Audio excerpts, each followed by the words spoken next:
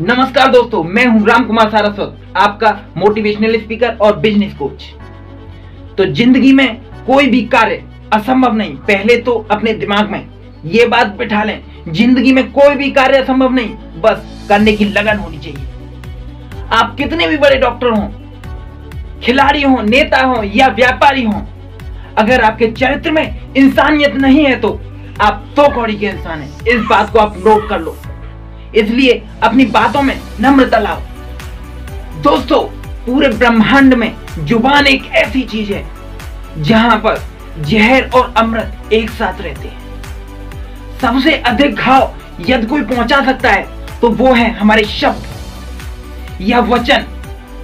शब्द यदि चाहे तो अमृत बनके आपको जीवन दान दे सकते हैं।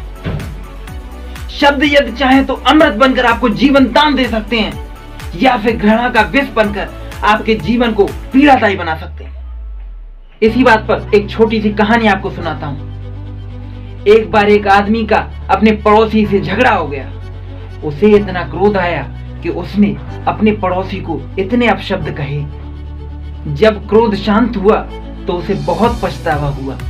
वो अपने गुरु के पास गया और उनसे विनती की कि ऐसा कुछ कीजिए कि सब कुछ पहले जैसा हो जाए।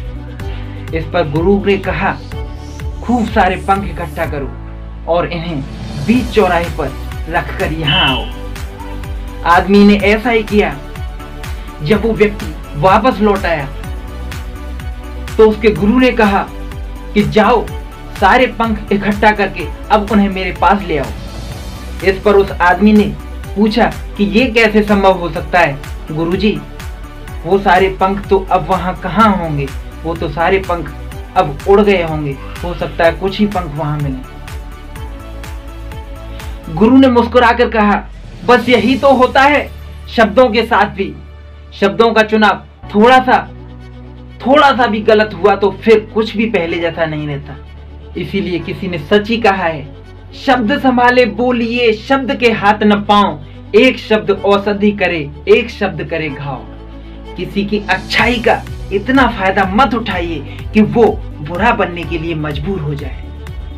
बुरा हमेशा वही बनता है जो अच्छा बनकर टूट चुका होता है। पसंद करना और प्यार करना दोनों अलग अलग चीज है। जिन्हें फूल पसंद होता है वो उन्हें तोड़कर अपने पास रख लेते हैं, पर जिन्हें फूलों से प्यार होता है वो उसे तोड़ते नहीं हैं बल्कि उसकी देखभाल करते हैं।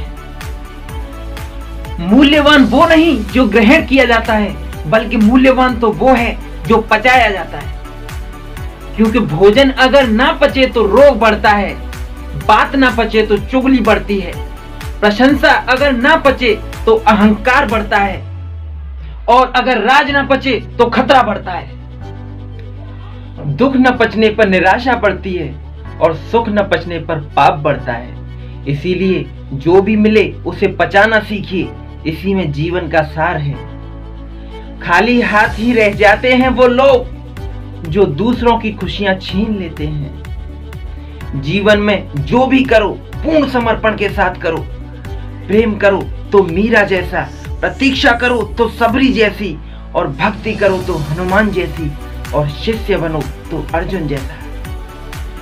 किसी ने सच ही कहा है, फकीरों की सोहबत में बैठा कीजिए, बादशाही का अंदाज खुद ब खुद आ जाएगा। प्रभु कहते हैं, तुम किसी का कुछ न बिगाड़ो, मैं तुम्हारा कुछ न बिगाड़ने दूंगा।